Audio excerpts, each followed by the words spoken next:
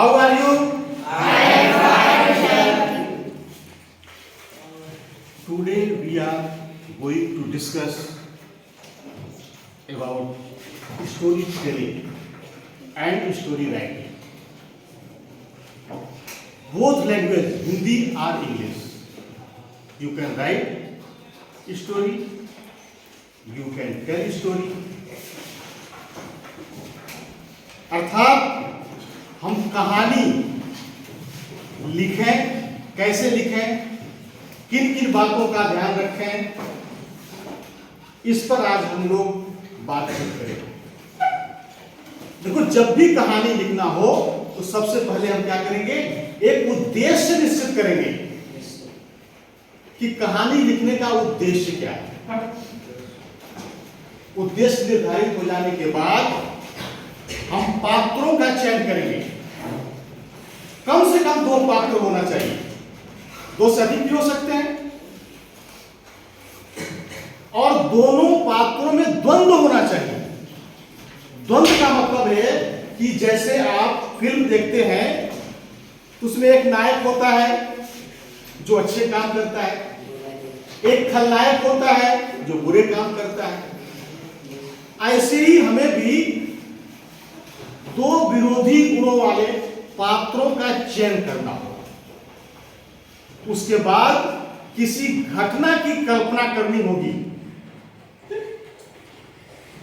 और उस घटना को घटित कराया जाएगा। अगर सत्य घटना पर आधारित हो आपकी कहानी तो ज्यादा प्रभावशाली है, लेकिन सत्य घटना पर आधारित जो कहानी होती है उतनी रोचक नहीं होती। तो हम क्या करेंगे, उसमें कुछ अपनी तरफ से मिला भी देते हैं, मिर्च मसाला मिला करके उसको रोचक बना देते हैं। तो हम पहले निर्धारित करते हैं कि कहानी का उद्देश्य क्या है। तो आप लोगों में से बताइए कि किस विषय पर आप कहानी सुनना चाहते हैं। पढ़ाई के बेसिस। खड़े होकर के बोलिए। पढ़ाई के बेसिस पे। पढ़ाई के बेसिस पे। हाँ, पढ़ाई के लिए हम प्रेरित कर सके किसी को अपनी कहानी के द्वारा, ये विषय रखा इन्होंने। तो कहानी हमको कहानी ऐसी बनानी होगी, कहानी ऐसी लिखनी होगी जिसमें पढ़ने वालों को प्रेरणा मिले कि वो पढ़ाई कर सके, पढ़ाई के लिए प्रेरित हो सके। तो एक घटना पर आधारित मैं कहानी आपसे सुनाने जा रहा हूं। यह घटना 1999 की, 1999। इस विद्यालय में मैं उस समय पढ़ाना शुरू किया था। विद्यालय के सामने ही एक कॉलोनी है, क्वार्टर नंबर 11 में मैं रहता था, आज भी वहीं रहता हूं। विद्यालय का माहौल बहुत अच्छा था, पढ़ने में बच्चे बहुत अच्छे थे, 100% रिजल्ट आता था, और शिक्षक गण भी बहुत अच्छे थे, खूब कोऑपरेट करते थे, मिलजुल करके काम करते थे और बड़ा खुशनुमा माहौल था। उस समय कॉलोनी में एक मोहन बा नाम के चौकीदार रहा करते थे, जो हुड़ा के रहने वाले हैं। जो हुड़ा के लोग होंगे वो जानते भी होंगे, अब तो नहीं है, वो शरीर छोड़ चुके हैं, लेकिन यहां पर कॉलोनी में चौकीदार के रूप में काम करते थे और बड़ी ईमानदारी और बड़ी मेहनत से करते थे। कुछ सब्जियां भी उगा देते थे, लोगों के यहाँ पहुंचाते भी थे, और हर क्वार्टर में जाकर के लोगों का हाल चाल पूछते थे, कोई परेशानी हो तो उसको दूर करने का प्रयास करते थे। लेकिन एक चीज मैंने गौर किया कि जब कोई काम नहीं हुआ करता था तो वो कॉलोनी के गेट पर बैठ करके चुपचाप अकेले में उदासी, उनके चेहरे पर उदासी छाई रहती थी, बड़े उदास से, अकेले से चुपचाप बैठे रहते थे, गुमसुम से। मैं इसको कई दिनों से गौर कर रहा था और एक दिन मैं भी गेट पर जाकर उनके साथ बैठ गया और मैंने उससे पूछा कि भाई क्या बात है, कोई परेशानी तो नहीं है आपको? नहीं नहीं मास्टर साहब सब ठीक है। हमने कहा बड़े उदास रहते हो और हमारा भी फर्ज बनता है कि आपका कोई दुख हो तो उसको बांटें, उसको दुख को दूर करने का प्रयास करें, क्योंकि अगर पड़ोसी भूखा है तो आपको खाने का कोई अधिकार नहीं। ये आपकी जिम्मेदारी है कि आसपास सब लोग खुशहाल रहे, तभी आप खुशहाल रह पाओगे। उस दिन तो टाल गए, कुछ नहीं बताया। फिर एक दिन मैं उनको अपने घर बुलाया, चाय पिलाई, कुछ देर तक बातचीत किया, फिर अपना प्रश्न रखा कि मोहन बाप आप इतने अच्छे आदमी हो और कभी कभी मैं देखता हूं गेट पर बड़े उदास होकर के बैठे रहते हो, आज आपको कारण बताना ही पड़ेगा। बहुत टालते रहे लेकिन मैं अड़ गया कि नहीं आज आप बताइए, तब वो बताना चाहता। क्या यहाँ इस स्कूल में एक डायरेक्टर रहते थे, गौर साहब, वसंता दीदी के पहले थे। और पहले सरकारी स्कूल हुआ नहीं, ये प्राइवेट स्कूल हुआ नहीं करता था, सरकारी स्कूल ही हुआ करते थे।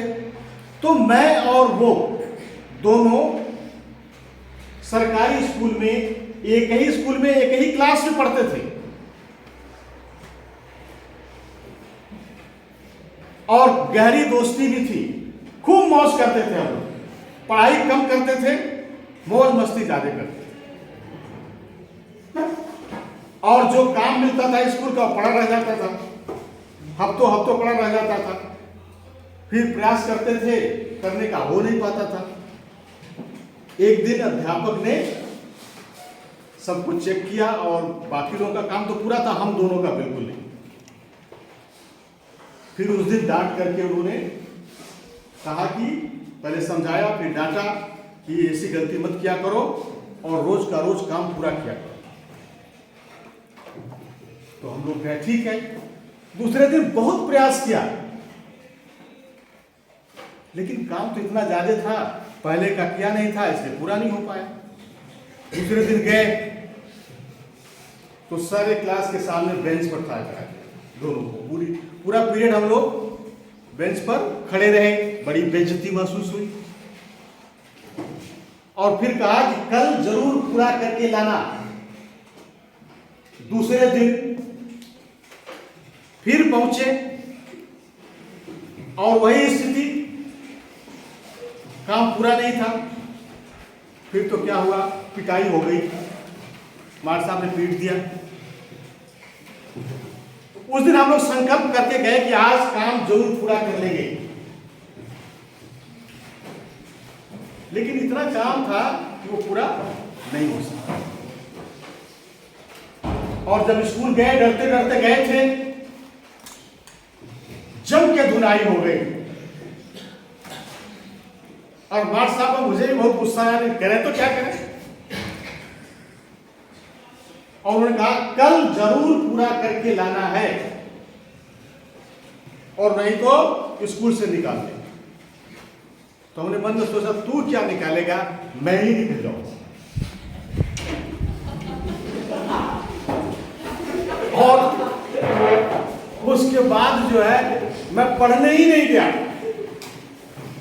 और गौड़ साहब मार खाते रहे, काम पूरा करते रहे, जाते रहे। जिसका अंजाम क्या हुआ, वो इसी स्कूल में डायरेक्टर हो गए और मैं चपरासी।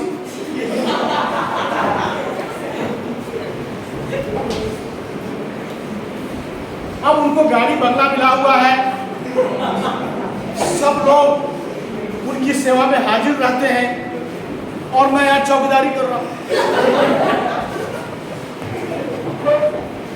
भाई साहब अगर मैंने भी पढ़ लिया होता तो डायरेक्टर ना सही क्लर्क तो बन जाता, अध्यापक बन जाता। आज मेरी ये दुर्दशा नहीं होती।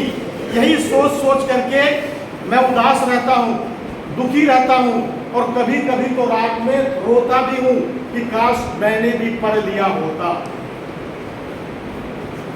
तो ये दूरबीन नहीं देखने पड़ते। तो इससे क्या शिक्षा मिलती है? पढ़ाई बहुत आवश्यक है, और इस उम्र में अगर हम नहीं पढ़े, मेहनत नहीं किए, तो जीवन भर धक्के खाने पड़ते हैं। कहानी वो मनन करें आप, और मनन चिंतन करें और इसको अपने जीवन में धारण करें कि हमें भी मेहनत करनी है और पढ़ाई करनी है। धन्यवाद।